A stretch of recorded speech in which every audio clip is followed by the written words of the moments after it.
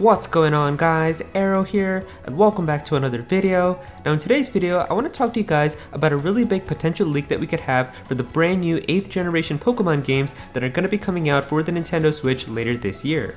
And then after we take a look at this leak, I also want to discuss with you guys a special interview with the Pokemon President himself, Mr. Tsunekazu Ishihara.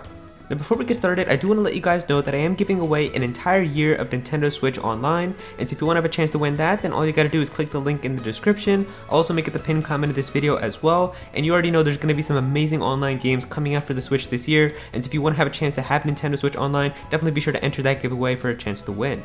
Now the leak that we have here comes from everyone's favorite place, 4chan, but the reason that I'm covering this particular leak is because there's actually something pretty interesting with it that I really want to discuss with you guys. See, this isn't your typical everyday 4chan leak where it's just like, these are going to be the new Pokemon games, these are going to be the starters, here's where the region's going to take place in, and the games are coming out this year in November. That's not what this type of leak is. There's actually something very interesting that happened with this leak that makes it seem very suspicious, and that's why I want to really talk with you guys about it.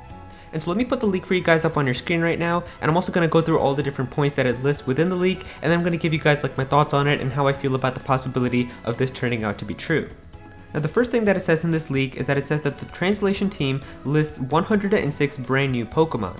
Now 106 brand new Pokemon does sound like a pretty reasonable number. I could definitely see 106 brand new Pokemon being added in the 8th generation, and to be honest, I really do want a lot of brand new Pokemon to be a part of this generation. Like I really miss having a whole new generation full of brand new Pokemon, because the thing that I've noticed is that it seems like Game Freak is trying to create less like original brand new designs that are unique, and just more have like new designs and modifications for previous designs.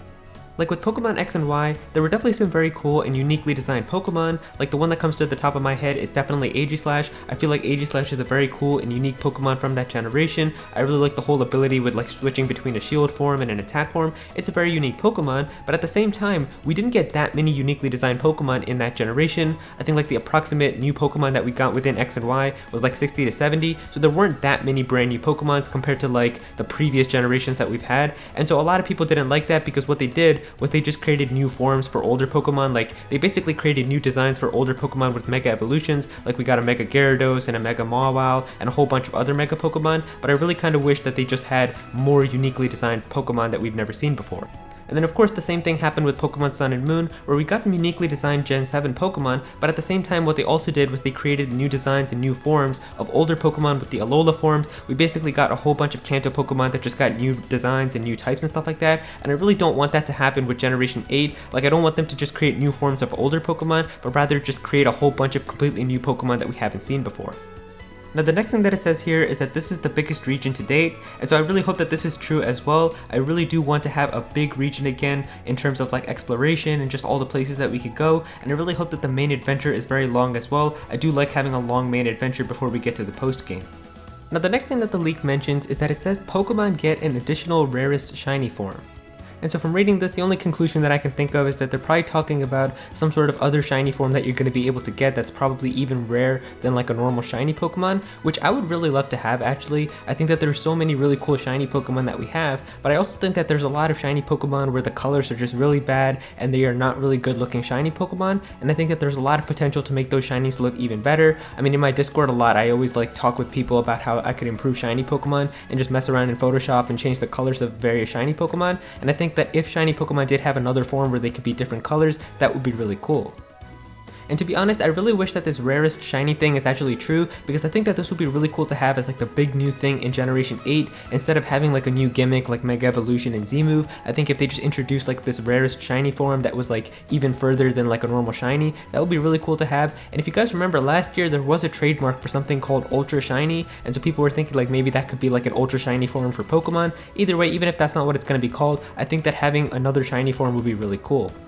Now the next part of this leak is really the only thing that makes me kind of feel like it's fake, and that's the part where it says here that the solar system gets represented in form of legendaries. Now I definitely think that this could happen, but the thing that I feel is that we've already kind of been through the space theme with Pokemon Diamond and Pearl. Like I really feel like that Pokemon Diamond and Pearl already had that entire space and solar system theme. Like I mean, even the commanders for Team Galactic were named after planets. We had like Mars and Jupiter and Saturn, so it really doesn't make sense to have another space themed Pokemon game again. In my opinion, like I feel like it wouldn't make a lot of sense, but then again, maybe the solar system, there's like parts of the galaxies and stuff maybe that they're talking about. We don't know exactly what they mean by being represented by the solar system. Now the next thing here has 2 Japanese names, and it says here that the organization is called this, and that it is led by this, and that there's no official translation yet. Now I want to give a shout out to Vanilla Q in my Discord for helping me translate what these 2 words mean, as he says here that the first word translates roughly to like neon group or neon organization, but the ni isn't pronounced like how we say neon as in like neon light. So I really feel like that this word is probably going to be one of like Game Freak's new official words that they come up with in terms of like what it could mean. Like, you know how like we have like a team organization or something like an Aether Foundation or like Ultra Beast or something. It's going to be like one of those brand new type of words that we've never heard of. So that's probably what that first one is. And then the second thing he says roughly translates to Caesar, but it's not Caesar as in like a name.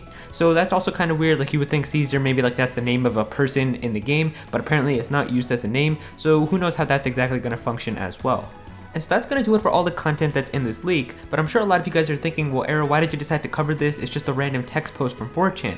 But the really interesting thing about this was literally 3 minutes after this was posted on 4chan, this person's account got banned and this entire thread was deleted. Now someone managed to copy and paste all of the information that was in that leak, and so that's why we still have the information right now. But the really interesting thing is that that original post actually had an image that was attached with it as well, and I don't think anybody has gotten what that image is, so we really don't know what that image could have been. For all we know, it could have been a screenshot from the game. Like, we have no clue what that image was, but I do find it interesting how that image and the entire post got deleted.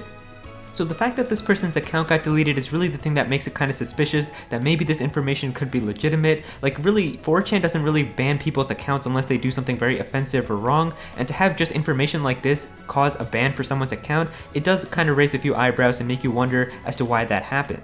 But now I kind of want to shift this video into something more official, and that's an official interview with the Pokémon President Mr. Tsunekazu Ishihara. Now, a few days ago, the Pokémon President Mr. Ishihara got to have a special interview with Dime, and I'm pretty sure that's just a Japanese media outlet, and they talked a little bit about the brand new Pokémon Generation 8 game that's going to be coming out on the Switch later this year, and he talked a little bit about it, and I kind of have like the key points as to what he discussed, and then I also have an important quote from him that I want to talk to you guys about as well.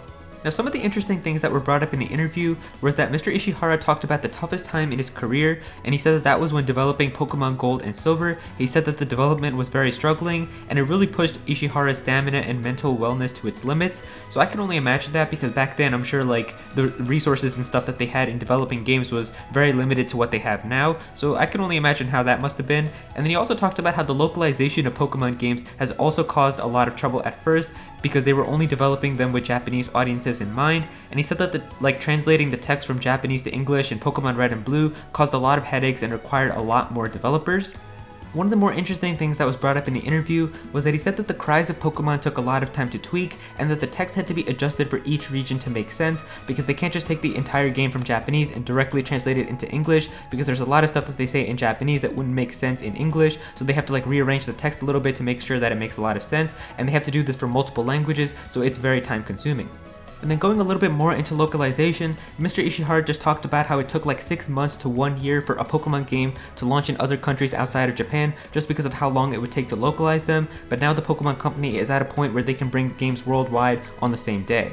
And finally, let me show you guys Mr. Ishihara's quote in regards to the Pokemon Nintendo Switch game this year, or Generation 8, and he basically says here, the main entries in the Pokemon game series have always been on handheld systems, from the Game Boy all the way to the 3DS. For this next entry, the Nintendo Switch has a variety of playstyles. While you can still play in handheld mode, you now have the option of playing on a bigger TV screen while in docked mode.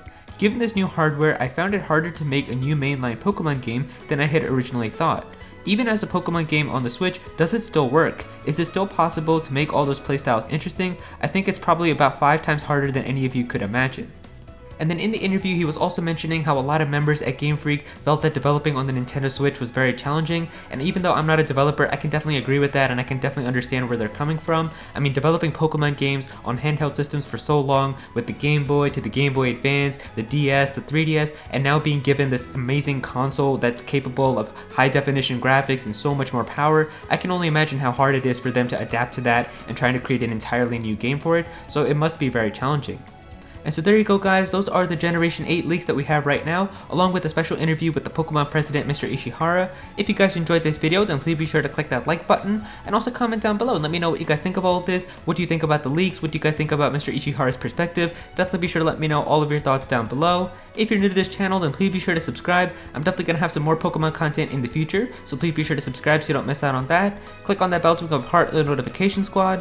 go follow me on Twitter at @ActualAero so you can be featured in videos, and also join my Discord server as well. We've got a bunch of people in there who are always talking about Pokemon and Smash Bros and Nintendo, so definitely be sure to join that. And remember to enter my giveaway as well. I'm giving away an entire year of Nintendo Switch Online, so definitely be sure to click the link in the description. I'll also make it the pinned comment of this video. But yeah, that's pretty much it. Thank you so much for watching.